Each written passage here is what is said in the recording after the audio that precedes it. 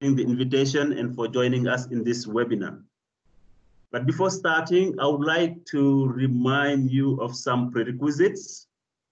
For a better hearing, each of us is requested to mute their microphones while they're not speaking, deactivate their videos, and you are invited to write your questions in the chat room so that Binyam, who is the chat moderator, could convey them. I think Binyam is around.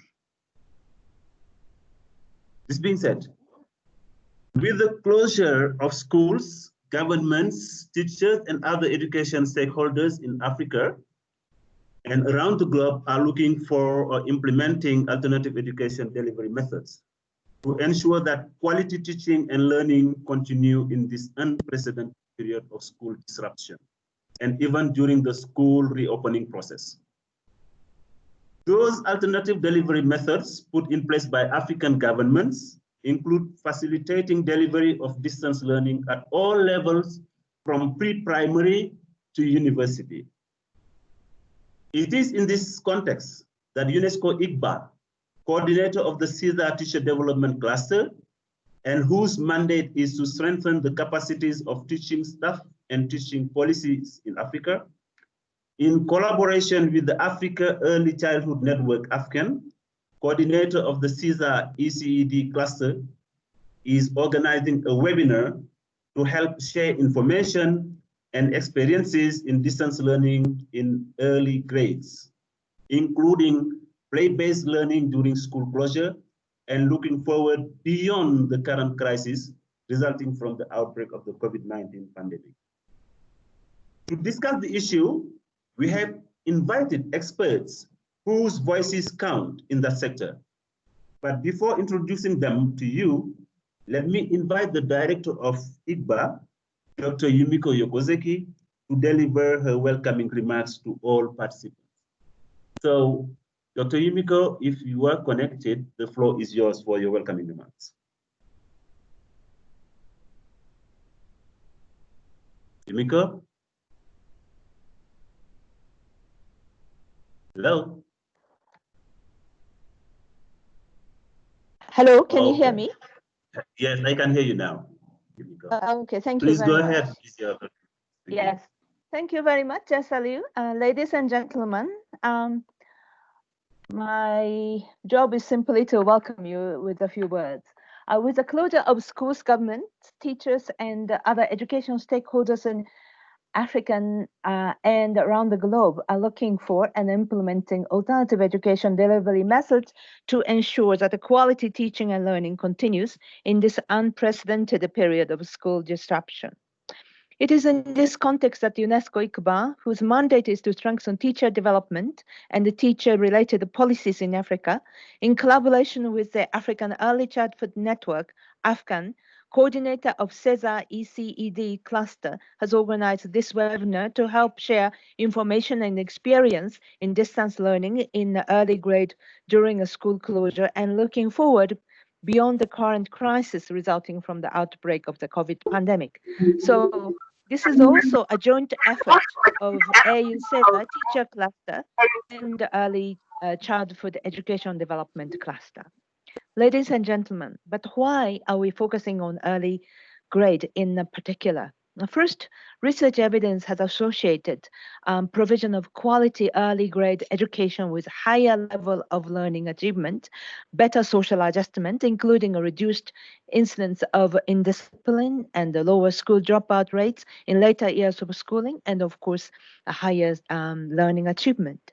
Second, investment in quality early grade education programs have been reported to provide higher social and economic returns than investment in later age education programs, and that's associated with increased educational efficiency in the primary classes. And that is why the research concludes now the early childhood investment is the highest return, the most effective investment.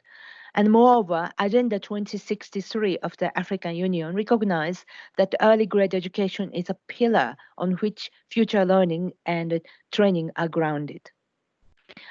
While early years represent the most valuable but vulnerable period in a person's development, it is the best time for building solid foundation for success in later schooling years and improved life chances.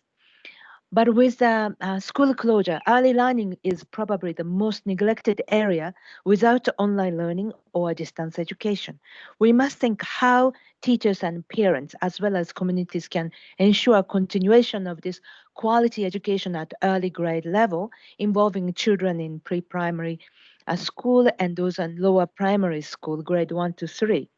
How can parents and caregivers be empowered to provide a meaningful play engagement to promote early learning?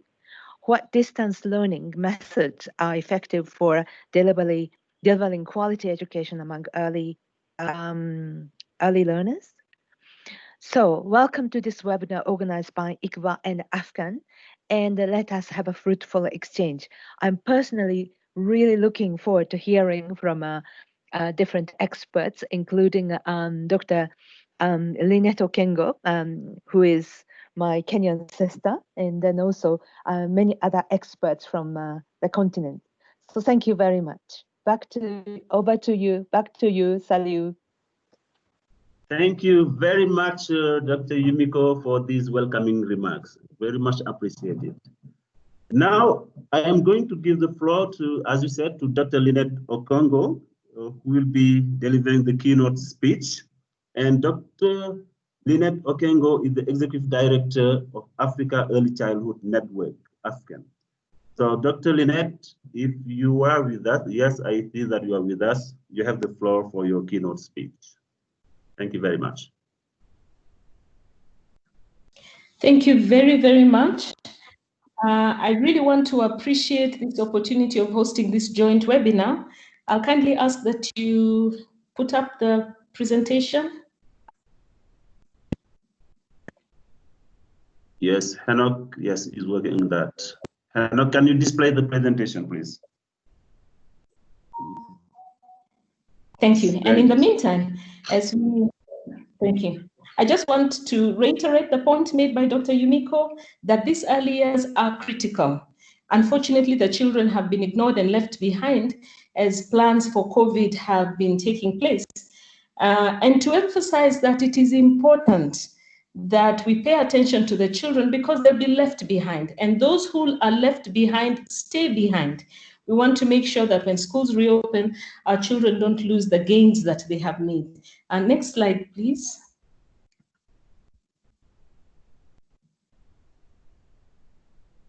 Next slide. Hanok, yes. So that was emphasized, the importance and the central role that the early years plays. And just to say that even for people who don't like children, paying attention to the young children at this time is important. There's no way you can get an investment such as the one we are getting with young children at this point. Next slide, please.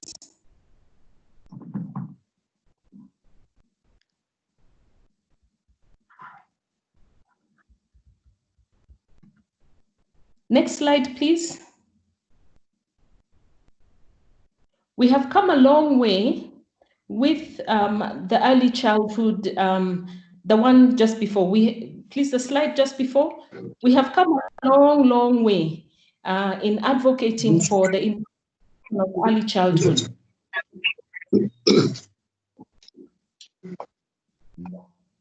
Sorry, the slide before, please. Hanok, the slide before. Yeah, it's very slow. Let me try it again. Okay, but just to say, just because of in the interest of time, that right from 1990, when the world was all being rallied together to talk about the importance of education during the Jomtien conference, and really the World Education Forum in Dakar, when early childhood was made a priority, was included as the number one goal.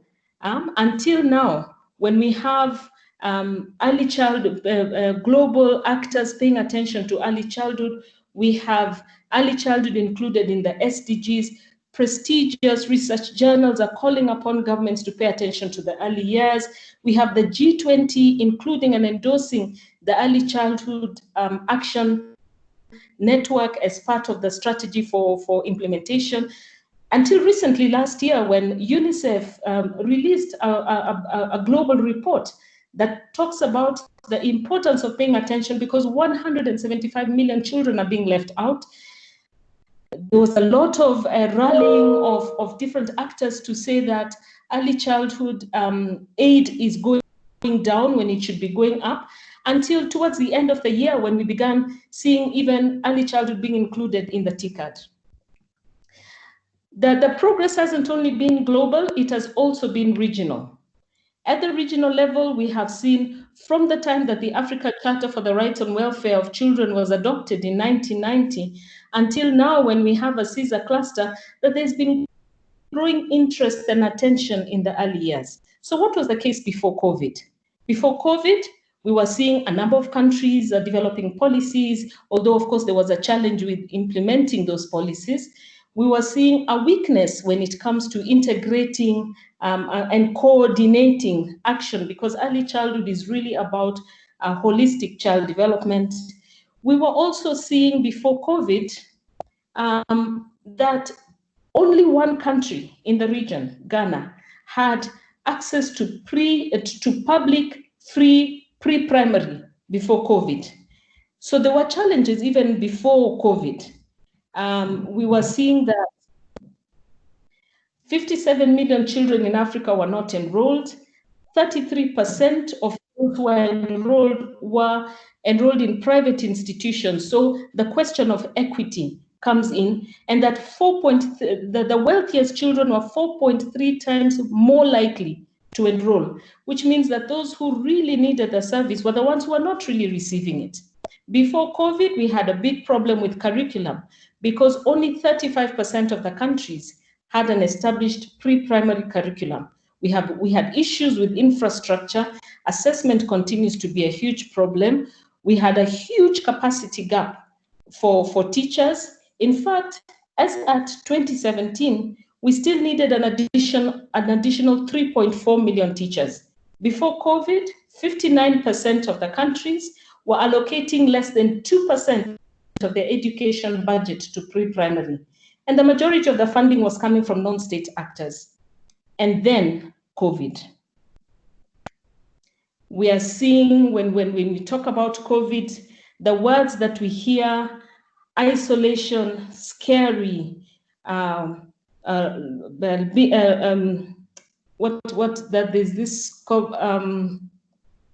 there's stress, huge stress. Infection rates are rising sharply. In fact, as at yesterday, globally, we've had 469,000 deaths. What's that environment like for young children? What's the environment like for young children when their parents are losing their livelihoods? When their parents are stressed, when conflict, domestic violence is rising, when people are feeling confined, when infection rates are going up, we know that one of the critical ingredients to supporting holistic child development is an enabling environment. We know that children's development is shaped by the environment in which they're in. So now with COVID, are we going to see a reduction? Are we moving backwards? Are we sliding? So what can we do? There are many things we could do. We could sit and do nothing. We could keep staring at the figures or bury our heads in the sand and say this is a medical problem, it's not ours. Or we could rise up and say there's something we can do. Otherwise, we will lose all the gains we have made. This situation is really painting a picture of an environment that was already weak and now is being further weakened and can very easily cause our children to go back. We need to rise up and continue advocating for the inclusion of young children in global, regional, and national COVID-19 response plans. We need to advocate and support the integration of early learning into school reopening plans. We need to continue providing consistent support to parents and other caregivers. COVID has presented us with mixed blessings. While there's all this negative stuff happening, children now have the opportunity to spend time with their parents. How can we build on that? How can we capitalize on that? We also need to commit to the provision of early learning and also systems that will support continuous improvement. We're talking about distance learning today. How do we make sure that this is actually resulting in a change in the lives of the children? How do we track progress? How do we enable the parents and empower the parents to provide the support that is needed? And very importantly, we really need to work together. An opportunity is provided with the CSER clusters that exist. Dr. Yumiko has mentioned the teacher cluster, there's the early childhood cluster, and these clusters are open for other people to join. The conversation doesn't end with what we do during COVID. After COVID, we still need to know what to do. We still need to start thinking about what to do after COVID. It's very easy for early childhood to fall down the priority list. So we must continue to advocate to ensure early learning does not fall further down on the list of global, regional, and national priorities. We need to rethink service delivery. Everything has been evolving around having the teacher in front of the children. What happens when there is no teacher? What happens when the children cannot gather together in an institution and receive nutritional support? What other mechanisms do we need to be putting in place to support our children's holistic development? Do we need to be thinking again about ensuring that all our programs have an inbuilt mechanism to support mitigation, preparedness, response, and recovery? Today is COVID. Yesterday it was Ebola. We don't know what it will be tomorrow. We need to be prepared for these kinds of things. And Dr. also, Lynette, Dr. Lynette, can you wrap up in 1 minute, please? Yes, I will. Thank you. Please, 1 minute. COVID has brought about, yes, thank you. COVID has brought about growing inequalities. How will we approach that? I'd like to end by saying, it is raining. There's an African proverb that says, rain only wets a leopard's skin, but does not wash away the spots. We're still there. We're still interested. Our commitment is still there. We need to act. And if we think that we're too small to make a difference, maybe we need to think again about what a mosquito can do to terrorize your life. We're not too small to make a difference. Thank you very much. Thank you very much, Dr. Lynette, for keeping to the time and for giving us the situation before COVID and during COVID, and also for telling us what we have to do after this COVID-19. And I really like the comparison and metaphor with the mosquito. Thank you very much. We'll come back on that. Just reminding participants to write their questions in the chat room. Thank you. Now, I think all the presenters, the other presenters are with us. I will be giving them the floor. There are 6 or 5 of them. You have Ms. Zulmira Rodriguez, Chief of Section for Cooperation with Regional Organizations in Africa at the UNESCO Headquarters. We have Mr. Krisan Naiker, Director of Partnership Curious Learning. We have Professor Hassina Banu Ibrahim, University of South Africa, Early Childhood Education. Then we have Dr. Teresa Mwoma, Senior Lecturer, Kenyatta University. Ms. Karima Grant, Founder and Director, Imagination Africa. And the chat moderator is Dr. Binyam Sise, who has some problems to connect, but Hungi will be covering that task. So I give the floor to Ms. Zulmira Rodriguez. I feel that she has joined. So Ms. Zulmira, if you are with us, the floor is yours for 5 minutes to make a presentation on the topic, investing in early grade learning, reaping the digital dividend to avert the learning crisis in Africa. So Zulmira. Thank you so much. Thank you so much. Good afternoon, everybody. Thank you for having me.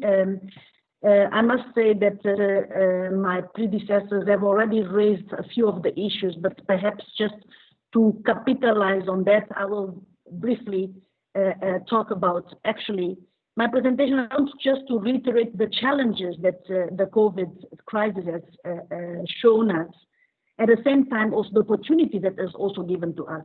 So my name is Omira Rodriguez, and I am at UNESCO headquarters, and I've been working during the COVID crisis. I've been working with the offices in Africa to mobilize governments to invest in early grade learning.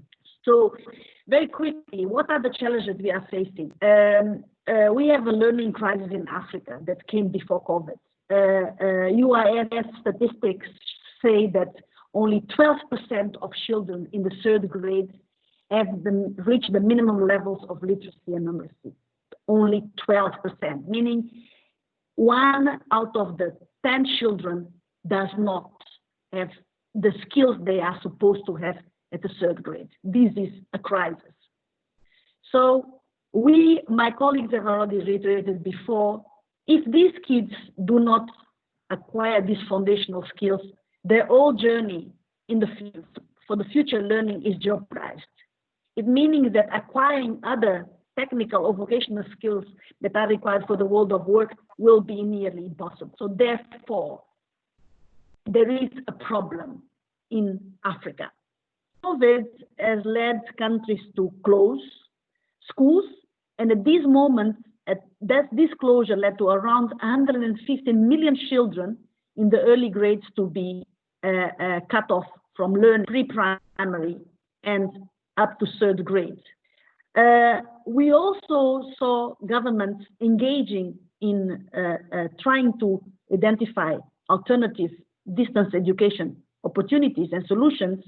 Unfortunately, most of the countries has left the early grade behind, as my predecessor already said. So on top of it, the crisis also revealed the greater digital divide in the continent, because ministries are really struggling to provide alternative forms of education, and therefore they are resorting to other alternatives like TV and radio, which we know are not interactive, and in that sense are less efficient in providing for the education loss, in reducing the education loss. We saw also the digital divide is also provoked by the lack of access to electricity, low connectivity to internet, and low possession rate of digital devices. The UNESCO data showed that at this moment in Africa, 89% of the learners do not have computers. 82% does not have access to internet, and 11% do not have access to mobile phone.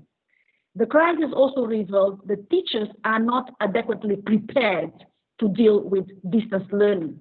They are not sufficiently trained, or they miss the competences, ICT competences that are required to engage fully in distance learning. However, there are some opportunities that this crisis has brought towards us. In one way, it kind of accelerated the need for ministers of education to understand and try to invest in distance learning. So this is the momentum where we can indeed make more use of digital opportunities. However, countries are struggling in the sense that in order to be able to bridge the digital divide, they need to invest in offline opportunities because of the connectivity problems that we are facing in the continent. So extensive research has showed that learning through these devices is possible. It is fast and it is cheap. UNESCO has had a huge program in Tanzania where with the X Prize, a test was done, and we showed that 40%, 90% of the 3,000 children that took place were completely illiterate at the beginning. 15 months later, this number halved to 50%. Only 45% were illiterate. And we also saw that the kids developed very positive emotionally, counteracting the argument that learning through digital technology may be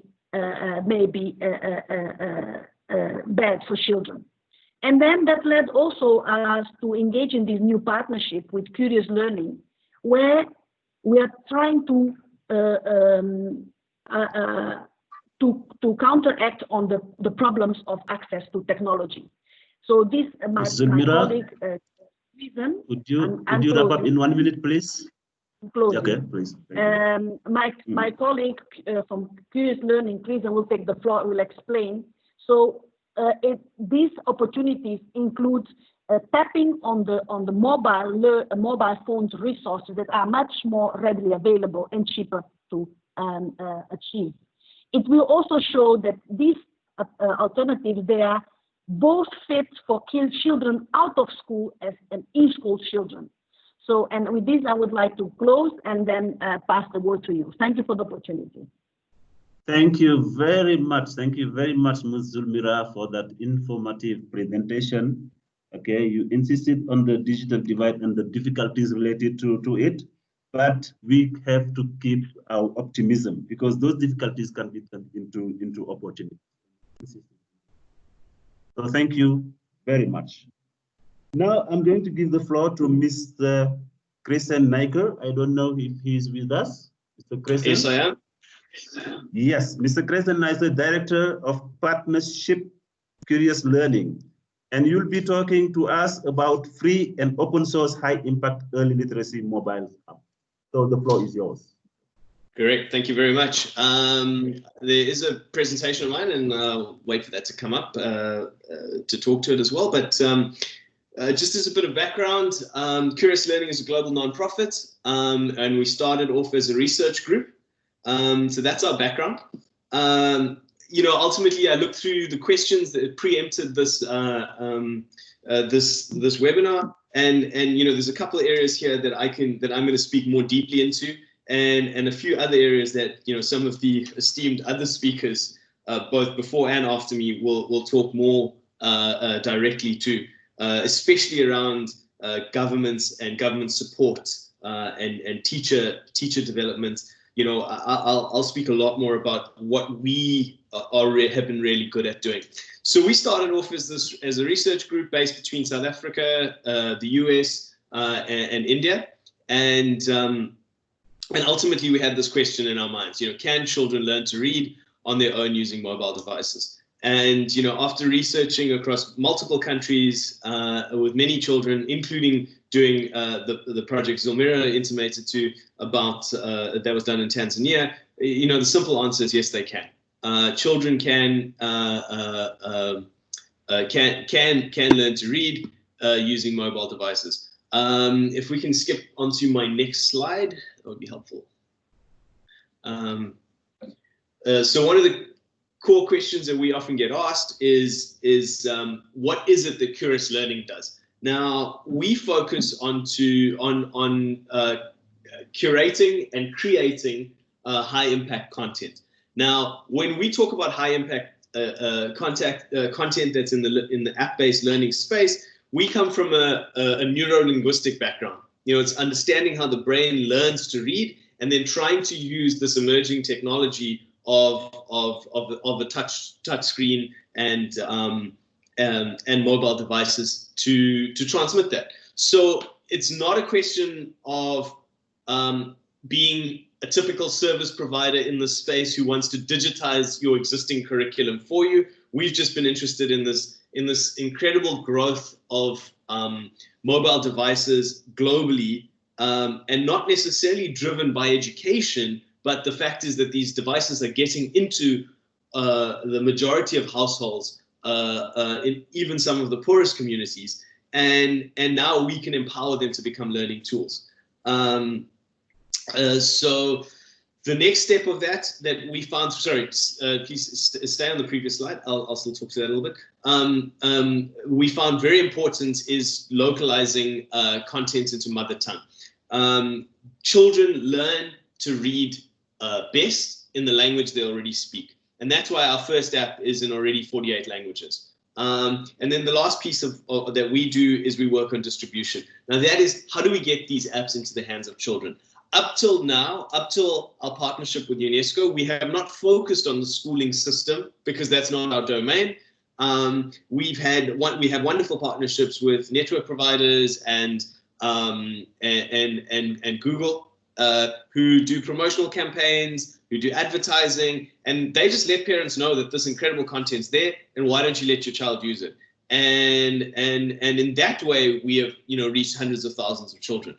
However, the real motivation for doing this for us is to give every child the opportunity to learn to read, and so that's where our partnership with UNESCO has been driven from. We started off focusing what we built on for children who are out of school, so like displaced children or children who didn't have access to schools, and this is an alternate form of a way for them to learn how to read. And then it became more and more a tool to be used in support of the education system. So parents allowing their children to do something of value at home that would support what they're learning in school. Obviously, COVID-19 and the current context of school closures globally suddenly made this ability to learn at home on a mobile device incredibly important, and has obviously propelled Curious Learning's sort of importance in that space. If we can go to the next slide, that'll be great. I'll just talk a little bit about one of our apps. We've got a collection of apps, but I'll just talk about one of them that's been the most localized, the most researched. We focused on early grade learning, so the early years 5 to 10. We really focus on the core building blocks for later learning. And a lot of that around phonological awareness, letter sounds and shapes, reading, syllables, and then eventually getting to the point where you can kind of decode basic words. So you're becoming an emergent reader. That's the space that we're most excited and focused on, because we believe that that's the gateway to almost all other learning. We've had some very exciting research reports, one of which is mentioned here, which was done by UNICEF, which showed that 22 hours of just playing the game, not facilitated, resulted in the equivalent of 2 months of learning for a child. So why does the app work? We can move on to the next slide. One, it's a game. Kids, it's super engaging, and this is something we're really good at, and it's focused on the child's curiosity and self-learning and discovery. And that works extremely well because children can learn at their own pace as well. It's not one teacher having to deal with a class of 20, 30, 40 children and trying to teach to their level. This works at the pace the child's working at. As I mentioned, it's mother tongue. There's no distractions as in advertising or in-app purchases like other apps would have. It's designed very much for low-end devices, and particularly the idea is that it can work offline. So it doesn't have to go onto the internet for a child to learn, to continue their learning journey. Also, a very important factor is it's free and it's open source. Partly because we're a nonprofit and we don't want to charge people for this, but also because it allows countries to take our content and build it out using their own stories, their own curriculum, and make it context relevant. There's a couple slides here with just some screenshots. We can go through these quite quickly. We can move to the next one. And I'd like to talk a little bit about what's coming next. So these are the apps that we've been building in addition to what I talked about, Feed the Monster. Our interactive storybook app is already built with Ubongo, so it's available in English and Kiswahili. And we've got 2 books that are available online already. And that is essentially about teaching you the skills that would come after you. So once you're becoming an emergent reader, you get to play with the words and read your stories. It's the digital version of sitting on your grandmother or your gogo's lap and having someone read to you. It's a digital version of almost like story time, and it works incredibly well to cement the learnings of the previous apps. We do have a numeracy app that came out of the Global Learning X Prize with UNESCO, and also available in English and Kiswahili. We have not launched it for open consumption, but it's ready as well. We have an assessment app, which is essentially measuring a child's learning and literacy skills.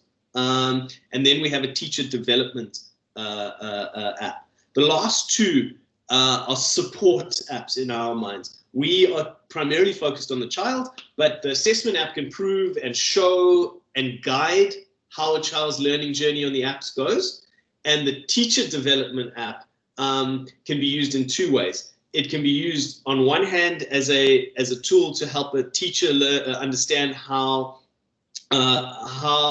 children learn to read, and particularly using digital technology. It can also help where if we create the right ecosystem and you're using the assessment app well, you will have feedback about what the children are battling with, and you can target your teacher development to what the teacher needs to focus on for their learners, and create this virtuous cycle of just-in-time learning. And that, according to my time, was my allocation. Yes, so you have just a few seconds. Yes, please. Yeah. And I'm good with that. So thank you very much. Okay.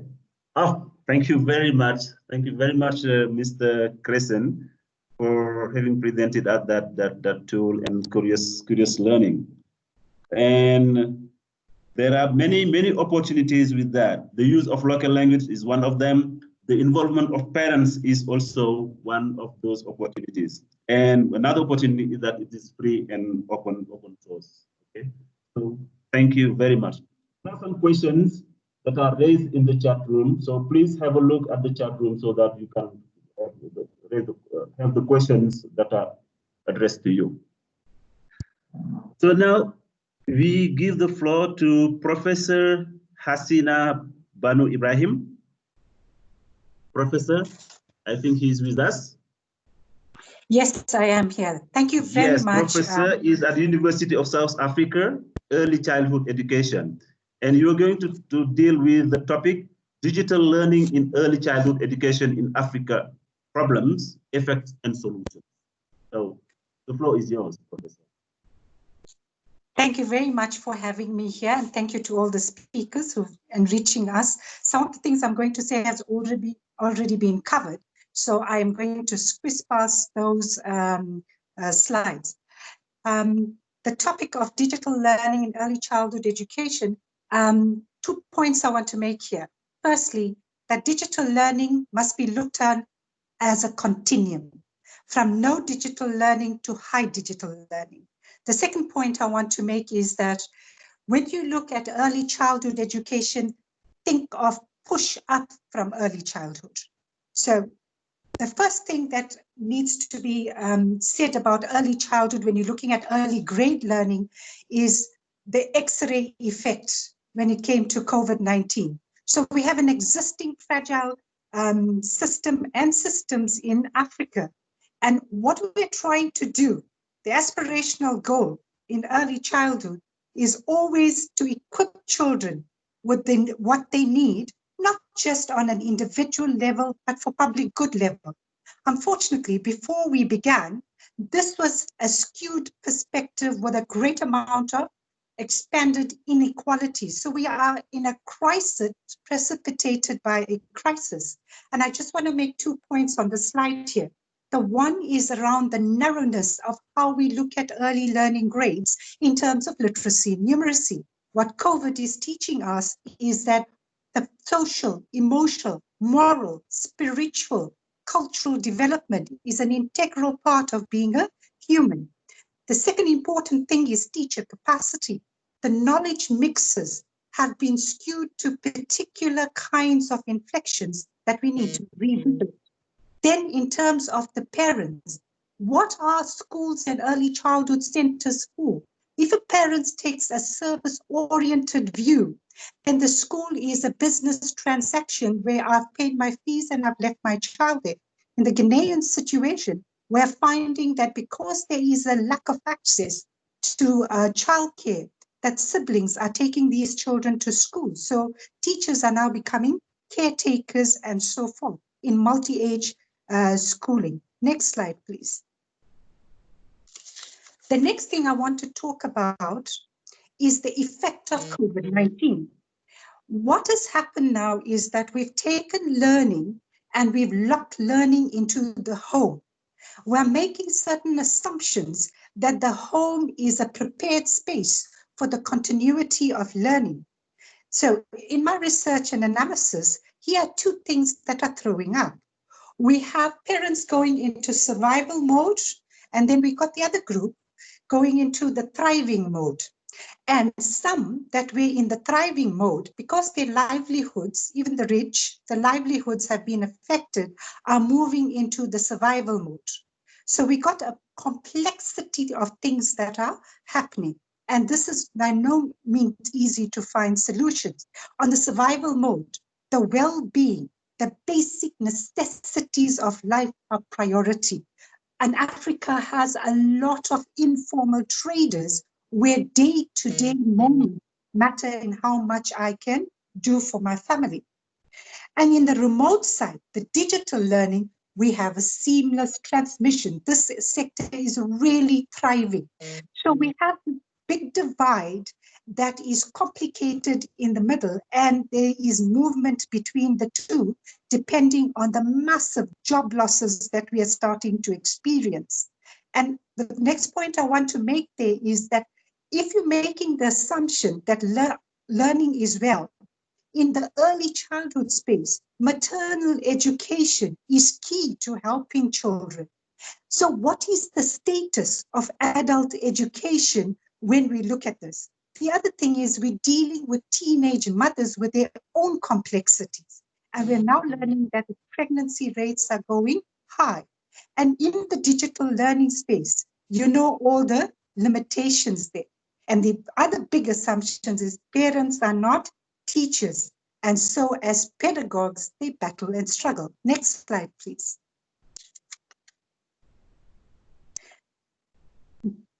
The promising practices so far, and you can see what we've done now is we've removed learning from the schooling walls and we have made it schooling without walls. And so there's print-based materials, there's radios, there's dedicated education hub, there's TV programs, there's learning applications and a whole range of MOOCs. So, and this is of course other support where partnerships are being struck. And the one very key thing for the rural access is the mobile buses that are supplying connectivity to poor communities. The other one that is also very promising is looking at the social register and looking at who gets internet packages so that they can have access. So lots of beautiful things are happening. And the range here from the promising practices are from little technology to high tech. And so lots of flexible learning pathways, and in that is the complexity of little or no learning. Next slide, please. So how do we bounce back from crisis to opportunity? And we've already got some buzzword, building back better. That's from the World Bank. Then we've got from some authors on education reimagined as a learning passport and what can happen there. What is the future that we envision? It's where all children are equally engaged, and it's not just for literacy and numeracy, but for holistic development. The next thing is that we have to, in emergencies, in urgencies, we have to value agency. Agency of the children, teachers, parents, systems, agility, and so forth. And Africa has an answer, and that answer lies in Ubuntu. And Ubuntu pedagogy makes everybody a learning shareholder. And so we co-construct and we co-develop. The thing that we must guard against, when the budget cuts come, education seems to be the casualty. And the dire casualty is early childhood education. So we need to watch that space. Holistic child development that is play-based. How much do parents know about this yet? What kinds of things? I've watched some lessons online, and it says a lot about an understanding of the nature of early childhood and how children learn. What kinds of models should we have? A hybrid model. Best in school, best in remote learning with digital engagement. We want our children to have the human connection. Young children need love, interaction, touch, hugging. How does that fare in just remote learning? Data generation. No, What works? Could you wrap up in 1 minute, please? I'll do that. And then teacher Please, thank you. capacity. The professional development has to look at the wider kind of personal and professional standing of teachers and parental support, adult education, work with them in terms of the literacy and joint partnerships. We need to hold our hands in the Ubuntu spirit and co-construct the learning we want for our children. Thank you very much. Thank you very much, Professor, for having raised the problems and sharing the effects and solutions and showing that we have to keep being optimistic. And yeah, thanks to that philosophy, the Ubuntu, the Bantu philosophy, Ubuntu, we can keep hoping. Thank you very much. Now I give the floor to Dr. Teresa Mwoma. She's with us. Thank you so much for this opportunity. Yes, Dr. Teresa is Senior Lecturer at Kenya University. The topic she'll be dealing with is on early grade learning in Kenyatta amid the COVID-19 crisis. I see that the chat room is people are very active in the chat room, so keep posting your questions, and speakers are requested to look at the chat to answer the questions directly, and those which are not answered will be conveyed to them. So, Dr. Teresa, the floor is yours.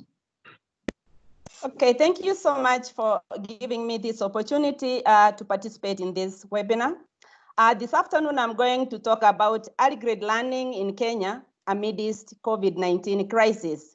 But even before I talk about early grade learning in Kenya, in relation to COVID-19, it is important for me to give you a highlight of how early learning has been in Kenya as we are approached with this COVID-19. The next slide, please.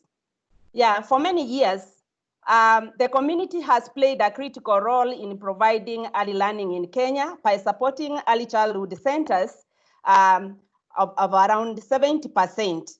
And the 30% has been supported by either municipal council or the private sector. And through the National Center for Early Childhood Education and the District Center for Early Childhood Education, personnel working in the early childhood sector have been trained, that is the DSS trainers and the teachers. In 2010, the Constitution devolved pre-primary education childcare facilities into the county government, while the other learning primary and secondary remained in the national government. What does it mean when devolution happened for pre-primary education? It means some functions remained with the national government, such as developing policy, standards, curriculum development, and assessment, while the county government is charged with hiring teachers, putting up infrastructure, providing feeding programs, and teaching learning materials. Next.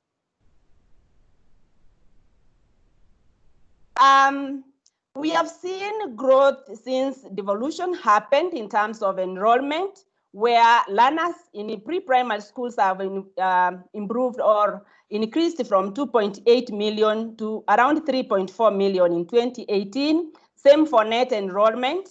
Pre-primary school centers have also increased. Trained teachers have increased and untrained teachers have gone down. But you can see on net enrollment, we have around 23% of learners who are not enrolled in school. So that is a question, where are these children? Next.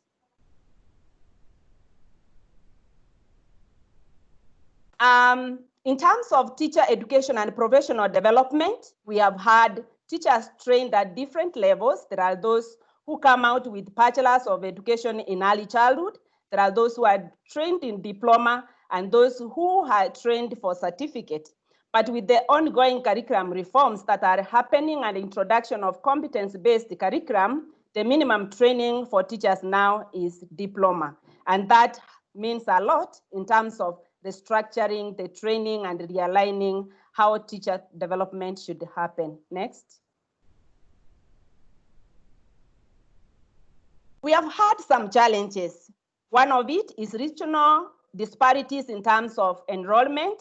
For example, nationally, when we are talking of increase to 77%, in arid and semi-arid areas, we are talking of 18%.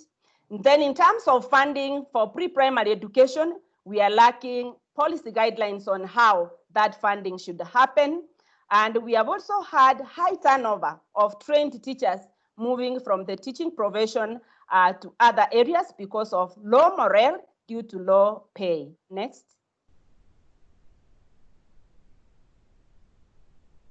What about now that COVID-19 is with us here, and how is it affecting early learning? The first case of COVID-19 was reported in Kenya on 13th March 2020. And what followed is to see institutions of learning closing down between 15th and 20th March. And as of 20th June, we have had positive cases of 4,478. And 129 of these are children who are aged 0 to 9. And this is the age of the early learners. And that has had a great impact of disrupting learning for over 18 million children, whereby we have 3.4 million being primary school age children. Next. What are some of the challenges that have been posed by COVID-19? Number one, the interrupted learning has increased anxiety. Young children who are social in nature, playing with others with social distancing, they cannot play and they cannot understand why they are restricted from playing. There are those who are getting school feeding program, especially from the low-income households who are getting school feeding programs. These have also been interrupted. Parents, as earlier speakers have said, are supposed now to support their children on online learning. Do they have knowledge on that? Not all of them, of course. Some of them have lost jobs, and all these have direct impact on children. Next. A survey was conducted in April by the Population Council, and it came out clearly that around 68% reported that they have skipped a meal or ate less. Then food came out as a single most unmet need. And in terms of support, only 7% have received some form of support, meaning the others are suffering and they are not getting support. Next. So what are some of the measures that have been put in place to mitigate COVID-19 effects? The Ministry of Education, through the Kenya Institute of Curriculum Development, is offering lessons through Education Channel TV, through radios, through Kenya Education Cloud. But who are the targeted people? Those who are able to have gadgets and equipment that can be able to deliver that. Majority of children from the rural are not able to access that kind of education.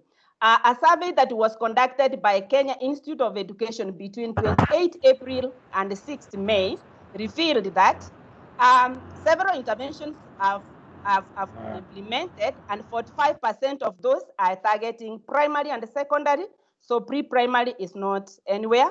2.8 are targeting parents, and 3.1 are targeting teachers. However, it is not clear from that survey what specific programs are targeting teachers and targeting parents. Next, please.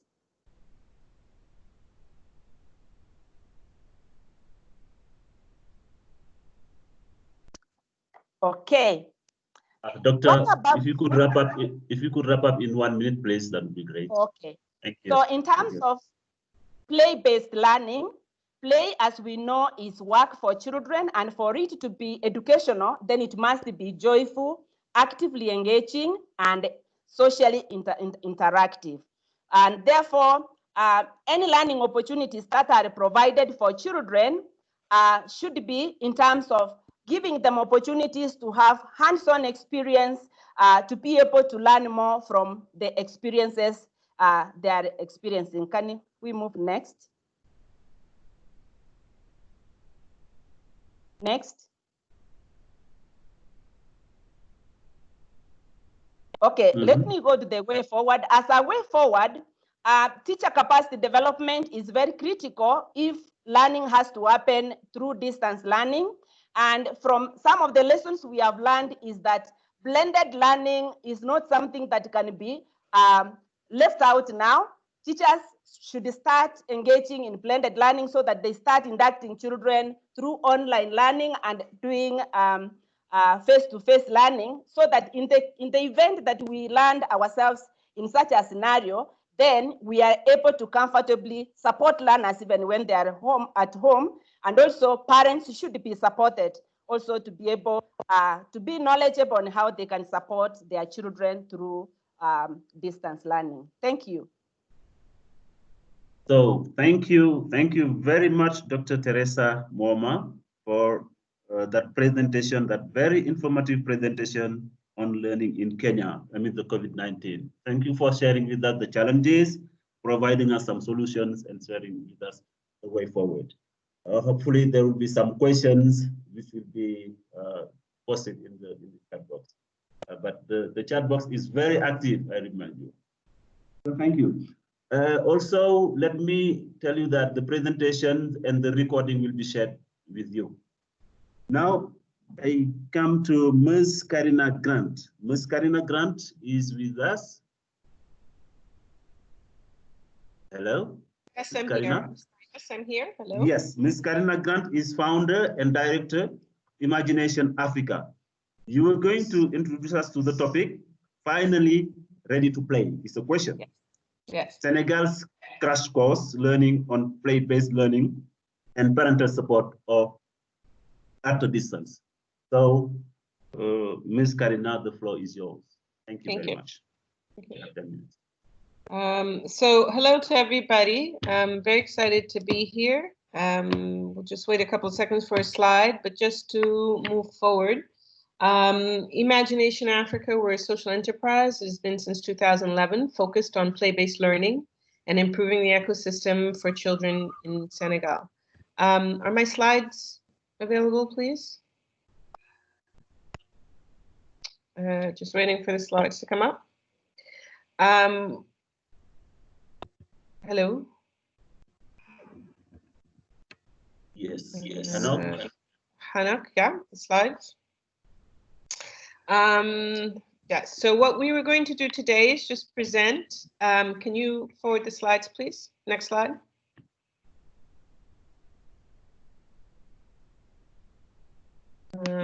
Next slide, please. Voila. We've been working, our 4 pillars of work, our approach has always been 4-tiered.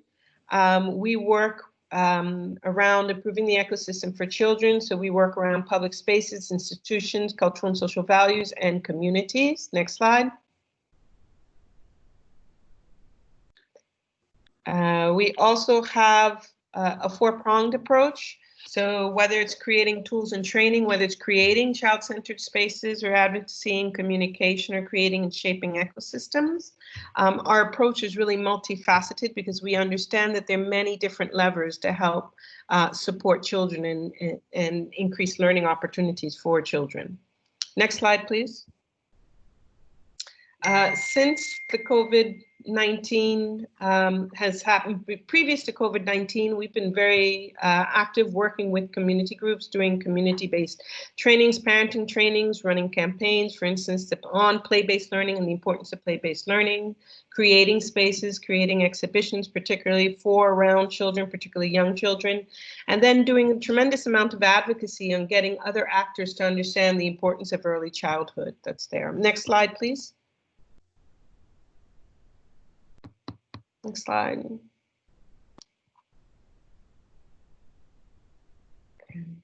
In 2016, we opened up what we call our Learning and Innovation Hub. And in this Learning and Innovation Hub, we've been piloting an early childhood program, an infant toddler program working with children 1 to 5, particularly around play-based learning.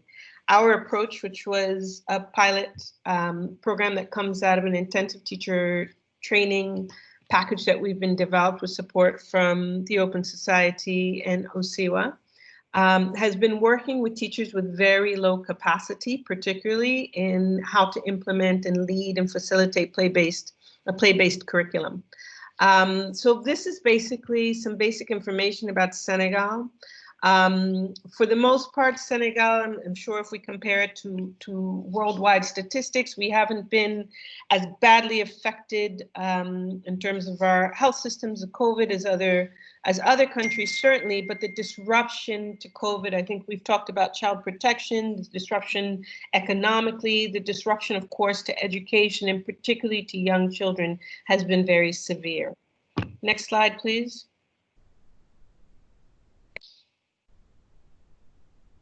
Hi, Youngie. Next slide, please.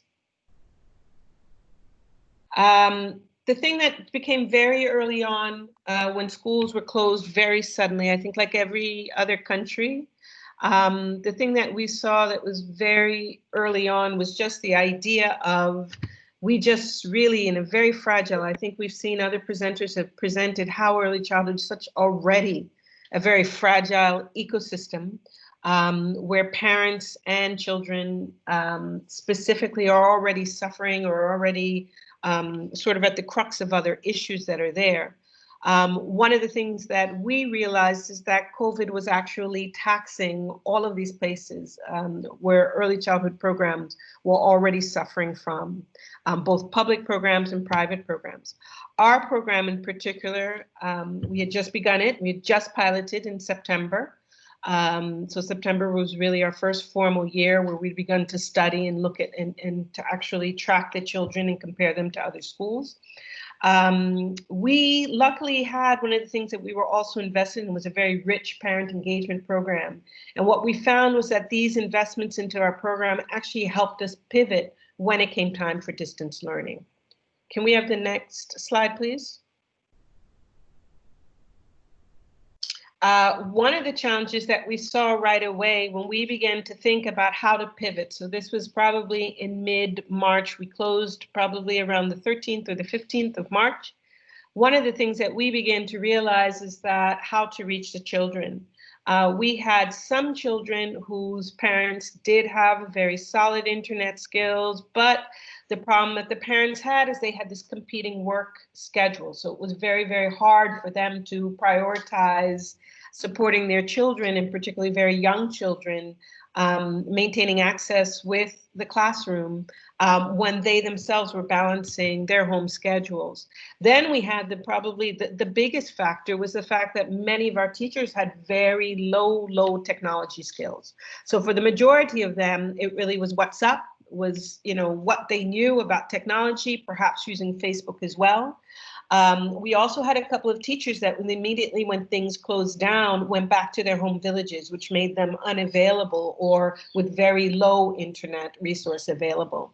And then, of course, because we were working with extremely young children, we were very well aware that we knew that, there was some question about how to engage children. And when we say young children, 1.5, 2-year-old, 2.5-year-old children through a screen. Next screen, please.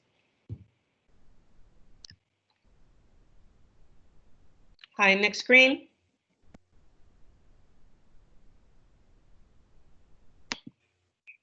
Hi, can we get, yeah, thank you. So one of the solutions was really thinking about a mixed technology solution. Because we had some children who could not access, could you go back, please? One screen back, thanks. Could you go back to the next screen? Or Hungy, I'm sorry. Could you go back to the last screen, please? And now you go back, one slide back. Okay, so one thing with the mixed technology was really important for us to figure out. Some children could do Zoom meetings. Some children could only listen in through the Zoom meetings. Some children we work through WhatsApp and the Zoom meetings. Sorry, okay, go forward, please. Thank you, right there is perfect. And what became absolutely important was really putting the emphasis, which is, the emphasis that always needed to be put on, and the emphasis we had put on in our model was on training. That absolutely, that teacher training, continual teacher training had to continue to happen. Continual parents Can you go back? Thanks. Community, continuing training with parents, particularly. The minute schools closed down, we didn't wait a week to get in touch with parents. Immediately when the message came out that schools were closing, right away we began to talk to parents and to begin to do an evaluation of where their needs are, what was available and was there. So again, I think also being able to evaluate and constantly doing evaluations. We've been doing a lot of surveys with parents. And what we found is that very basically with the solution we've offered, which we'll talk about in a second, we found that 82% of the parents who were participating in it were very satisfied. Of course, we had about 14 more that wanted more academic more content. 100%, all the teachers felt more increased stress in terms of preparing lessons and programs. And part of that they said was because it was really about just this idea of this mixed technology and really not feeling comfortable about technology platforms. And then we had one teacher in particular who just could not participate as fully because she had returned to her home village. And then what we found is on the other side was the increased cost to furnish internet. There was a conversation going on in the chat before about internet accessibility versus television. And I think one of the issues was the costs of using platforms like Zooms or using platforms like Teams and how much more data they actually use than WhatsApp or other there. Things going on. Ms. Karima, could you wrap up in 1 minute, please? I'm sorry for the... Can we move please to the next slide? Quickly, next slide. And now, next slide. Okay, basically, I think the thing that we understood is that it had to be play-based learning. When you're doing it at a distance, has got to be blended learning. So that it's very, very important that you continue to support your teachers, that you continue to be able to give as much what you're doing digital, but then also be able to support what children are doing offline and really integrate how parents can send you pictures through WhatsApp or talk to you about what the children are doing at home so that it becomes a combination. We've done a lot of work about communicating with parents and giving parents a lot of feedback about particularly how to work with their children, about looking about what play-based learning, what kind of skills are being developed. It became also extremely important for us to address the social emotional needs. When we first started with children through distance learning, there was just so much chaos and just children not wanting to tune in, and we can all understand it because this is such a massive change, and we had to really also support parents about what kind of language and what kind of conversations to have to children to explain to them about why they weren't going to school and so forth. Some of the things that will be going on, I wanted to present a second case study about some other schools that we've been working with and how they've been using Facebook as a platform to reach out to parents and to reach out and to support other teachers. One of the things that we've also been working with specifically is developing a pilot television program, because we're aware that even if it's a blended learning platform like the one we're currently using, we're still not touching enough children, and particularly children. So we have a pilot program available. Ms. Karima, Ms. Karima, can you wrap up, please? Yeah, that's it. I'm done. Thanks. Thank you very much. I'm sorry to have put the pressure on you. Yeah, I'm also happy to answer any more questions more specifically in the chat. Thank you. Very good. Thank you very much. I'm sorry for the issues related to the IT. I'm really sorry. Hopefully the questions will arise and then you will have opportunity to answer those questions. Thank you very much. Now comes the time to give the floor to the chat moderator, Dr. Binyam. If there are any questions that are not answered, you can raise them to the speakers. Binyam, the floor is yours. Thank you very much, Saliu. Can you hear me? Yes, we can hear you. Okay, Saliu. Thank you, colleagues, for all the comments, suggestions, and questions in the chat room. There were several of them. There was an active and lively discussion. Most of the points were responded in the chat room. But I just want to highlight, I know there were several points raised and we can't raise all of them in here, but I just wanted to, some of them probably have already been responded, but I just wanted to highlight 5 points that were raised, and the speakers probably could elaborate on them or respond to some of those questions. One issue that has been repeatedly raised was about on the issue of funding for early childhood education and on ensuring equity and coverage. So Lamin, for example, raised the issue that ECE policies exist in many of the African countries, but the coverage is very low, and part of that is the issue of funding. And he wants to comment on what we could do about this lack of funding and this lack of attention and priority, and how we can move to ensure equity for early childhood education. And a second point, probably that has been an ongoing debate, was Yumiko has raised both for Lynette's presentation and for Crescent. She talked about how we will be able to reach what sort of technological tools are appropriate and accessible and contextually relevant to our particular situation, whether it's a TV, a radio, and there was also a debate that probably mobile phones are more accessible. So I would appreciate if the speakers could comment on what their take is on the accessibility, on the appropriateness of which tools to use in expanding early childhood education through distance learning. And a third point was about child protection and the digital divide. Dr. Rose, for example, raised a point how we can work with communities to enhance child protection systems. And she mentioned that they have been weakening every day. And she also raised about the issue of about gender digital divide. Most of the caregivers and teachers in preschools are women, and they do not own smart technology, or they do not have as much skills on the use of these technologies. So a comment on this issue would also be appreciated. And a fourth point, probably that is a bit of a discussion,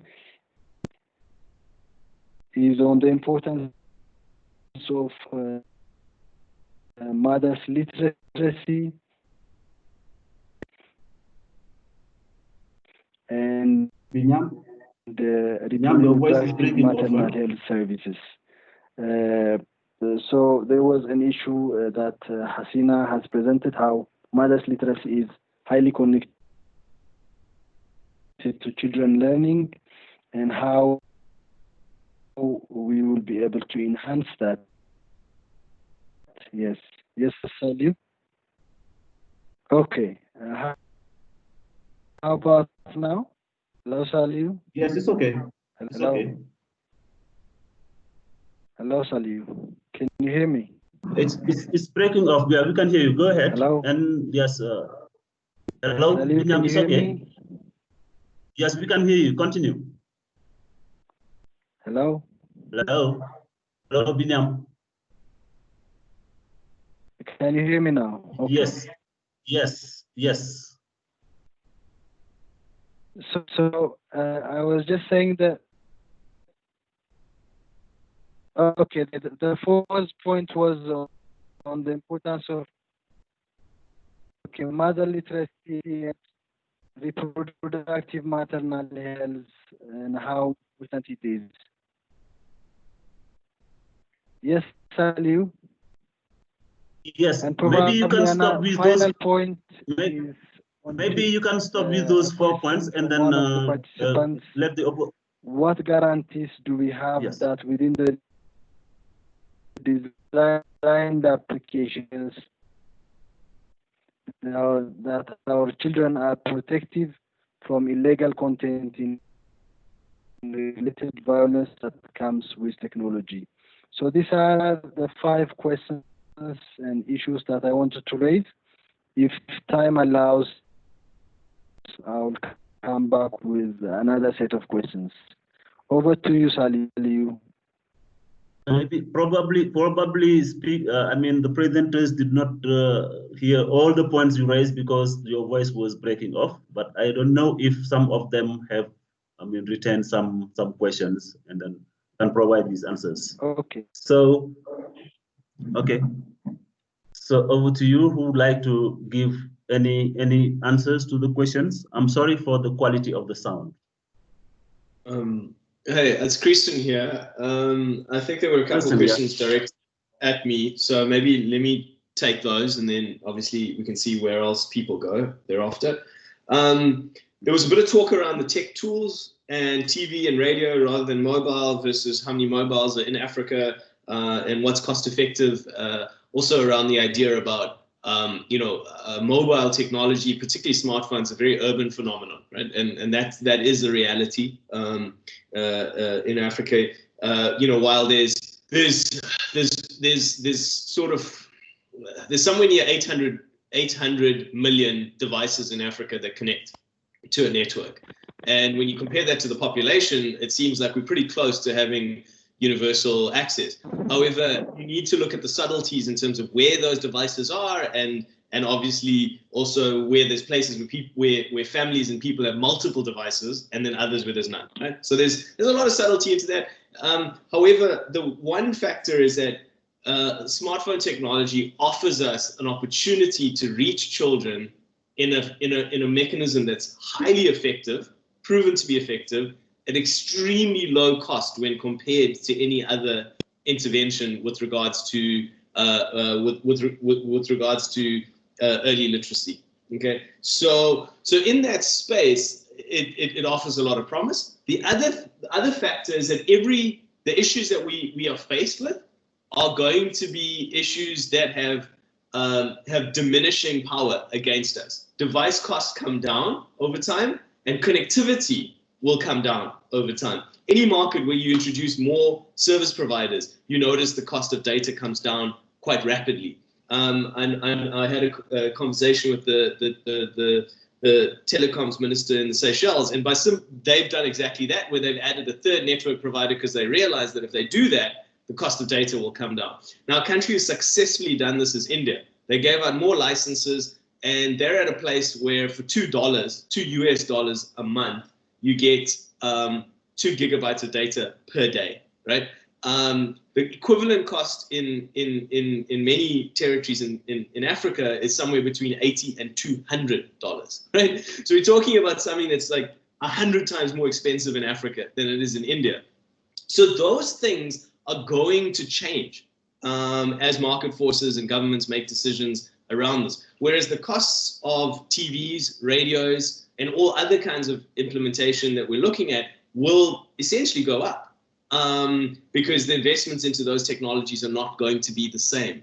And so they won't be amortized against costs. So there's a huge point there that we can either get onto this early and drive this at what's, most countries will be able to reach 25% of their kids immediately with something that's highly effective, or just wait and the market forces will drive it anyway. I'll stop there because it's, I don't want to go into too much detail. The other one is about protecting our children, and this is something that that we feel very strongly about.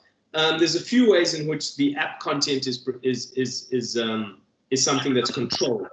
One is you can't load it onto an app store without it going through a series of child protection policy compliances. So that's the first level. The other is at a country level. Different countries have data protection and child protection legislation, which obviously you wouldn't be able to access that content through an app store in a country in that way. The other is that if you're an organization, a distribution partner, as we would consider it, the onus often is within that that partner to vet the content that they are promoting.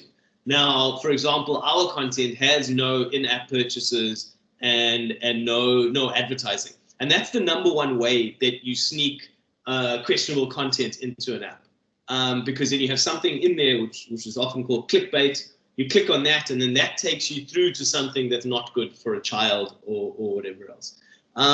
So yeah, that's just a bit of an answer to the space. I think it's as I know that where children have unlimited access to the internet, there's obviously pretty horrific stories around what children can access. So I realize why people are concerned about that. It doesn't necessarily apply when you're using apps for learning. But yeah, I'll stop there in the essence of time. Thank you. Thank you very much, Listen. Yes? Yes, this is Lynette. Lynette, yes, Dr. Lynette, yes, go ahead, please. For some Thank you. I just wanted to quickly flag that there is so much to learn about experiences in the region that have been passed. To interactive radio instruction program. Hello, can you hear me? Hello, yeah, your voice is breaking off. Yeah, but go ahead, please. It will improve. I'm sorry. Go ahead. I was just saying, we are now having to program in an environment that has a lot of challenges. Internet access is a huge challenge, and the unavailability of teachers, the low literacy of the parents, etc., is very important, including the point that Professor Hasina raised about how young children learn and interaction with the human touch. Now, there is something to learn from experiences in the region, such as the interactive radio instruction program in Mozambique, in Zanzibar, Malawi, and other countries, where there were pre-recorded sessions. We might want to rethink the development of radio programs that don't depend on the internet or something like that. I mean, over the years, there have been pockets of very good experiences that we can pick from. And I just wanted to close by saying, we have, as the African Early Childhood Network, launched an initiative where we are beginning to document stories of hope, things that are working in the region, because people are really asking, what can we do? What is it that works in a context such as ours? And I would encourage that we all, whenever we get a good story about something that is working, that we share, because our context is very different and it's very challenging, but our children need to continue interacting and learning. Thank you very much. Thank you very much, Dr. Lynette. I know that there are many questions that are not answered yet, but maybe hopefully other follow-up will forward the questions to the speakers later, because we are running out of time. And it is now time to give the floor to Ms. Manina Ntekim. I don't know if she's with us. Manina. Maniza, can you hear me? Yes, we can hear you. So Great. I give the floor for the closing remarks. Okay, thank you so much. And first of all, I want to start by really thanking the organizers for the call, for UNESCO, ICBA, and for AFCAN as well. I think this has been a really rich conversation, and I've seen so much engagement from the chats. I think that really gives you a sense of how engaged and how interested and how much people have been actively listening. There's some key points that have come out through this discussion. I mean, I'm not going to try and summarize. I will not be able to do justice. There are some points I want to end with, just reflections from what we've heard today and things I think we need to consider moving forward. But I really liked how we started our day with Yumiko really giving us a great sense, Yumiko really giving us a good sense of why early childhood education is important. And she gave that case so eloquently, the economic case, the social development case, things we know very well, but that it really helps us to just remind ourselves. I think some really important issues came up. We've had a very vibrant debate around the digital divide, around how this continuity of learning and using media which may exclude particular groups may in fact increase inequities. I think Lynette definitely has left me with the quote of the meeting, which is that I must be like a mosquito. But more seriously, what she brought out, I think, was the fact that COVID has exposed the massive gaps that we had even before COVID began. It's really showing us where we lagged behind before. It's kind of exposed the wound for us to see. And I think the urgency which you see people giving in the chat to how to address that came out very nicely. I think it was great when Professor Hesina was really taking us back to say something about the value of community, the importance of African cultural values, and really taking it back to how children learn, back to basics, back to the importance of them being surrounded by a loving family and a loving community. I really liked how that came through. And I think Karima too was talking to us about the gaps that have been exposed pre-COVID and post-COVID, and what we need to do now to address them, and some innovative ways that we can address them.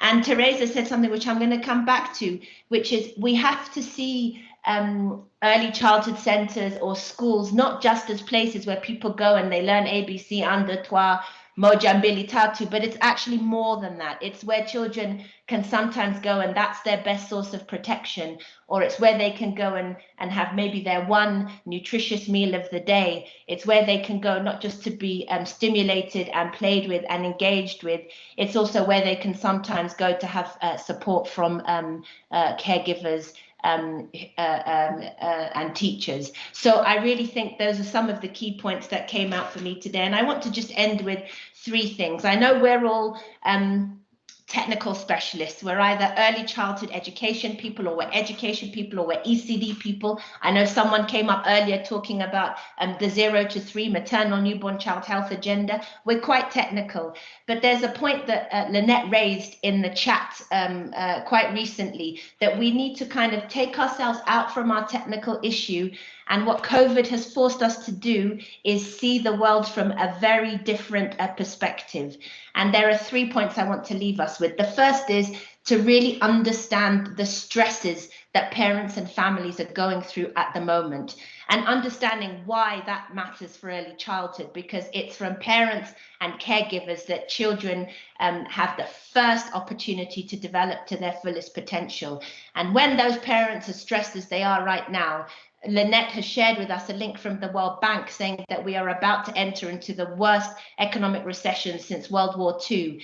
There are families legitimately wondering where their next meal will come from, how they keep themselves safe and healthy.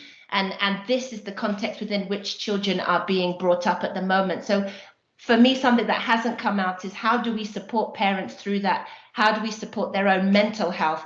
And how do we expect them to take care of their children as a result? And that's something I think we need to think about. What can we do more than sending messages to parents about how to engage with children, but how do we help them with their economic challenges? Why is social protection so important at this time? And what can we do to support their mental health? The second thing I wanted to talk about is just how important it is now to have this discussion about the reopening of the early childhood centres, the preschools and the schools. Like Teresa pointed out, schools are more than just a place you go to read, write and count.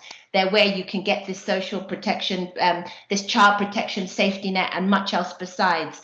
And that's why I think it's really, really important that we think as a continent, as a region, about the importance of opening up schools, understanding where we stand. We are not following the same trajectory as East Asia, as Europe, as the Americas. We are different. And how does our difference mean, thankfully, how does our difference mean we might want to consider addressing this issue of school reopening? And the final point is about the importance of early childhood education.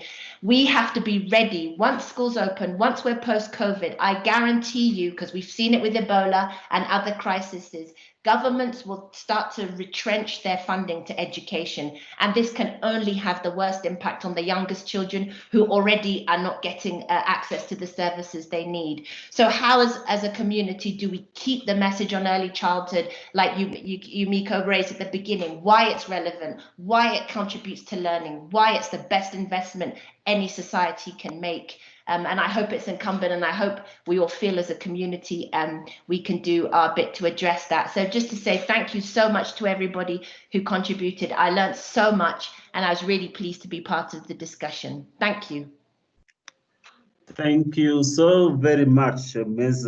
Maniza De Kim, for that very informative speech and very, very, very brilliant. Thank you very much. I think this was the last point of our session today.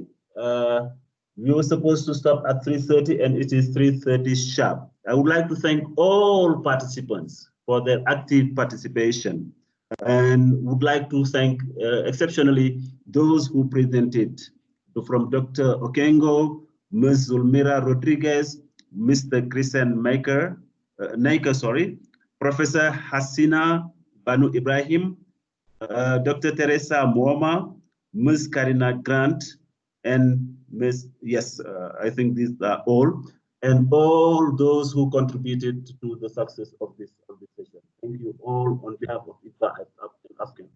And let me inform you that the same session will be organized in a few days in French. So you are all invited to attend that session.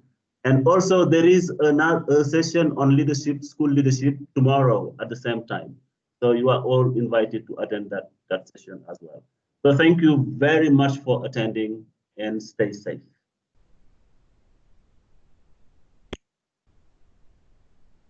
Thank you. Thank you Thank you very much. very much. Thank you. Thank you very much. Thank you. everyone. Thank you. Thank you very much. Thank you. Bye-bye. Thank you, Manisa. Thank you. That was excellent. Okay. Conclusion. Okay. Thank you, everybody. Thank you, Teresa. Thank you, Lynette, Hussein, Hazina, Zamira. Thank you so much. Thank you. Thank you.